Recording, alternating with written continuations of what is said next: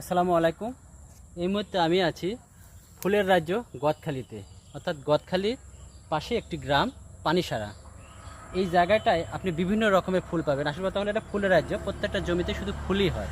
সেখানে রয়েছে আপনার এই সাদা গোলাপ, লাল গোলাপ, রজনীগন্ধা, এছাড়া রয়েছে সুন্দর সুন্দর ছোটো ছোটো গাঁদা এবং দেশি বিদেশি হরেক রকম ফুল পাওয়া যায় এখানে।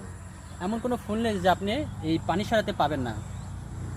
আর এখানে মানে বিস্তীর্ণ মাঠ জুড়ে শুধু ফুল আর ফুল। আপনারা দেখেন, বিস্তীর্ণ মাঠ জুড়ে শুধু ফুল আর ফুল, ফুল ছাড়া কিছু নেই।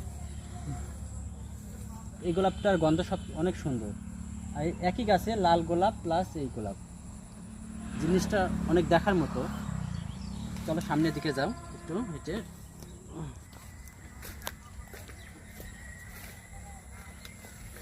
পুরোটাই শুধু বাগান আর বাগান। দেখো কাটা আছে কিন্তু গোলাপে।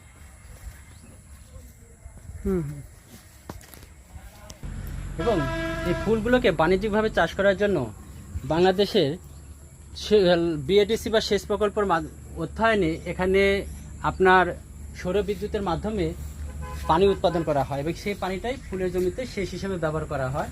এটাই হলো সেই সরকার বা বিএডিসি কর্তৃক পানি উৎপাদনের জন্য সৌর প্রকল্প। ধন্যবাদ সবাইকে, ধন্যবাদ।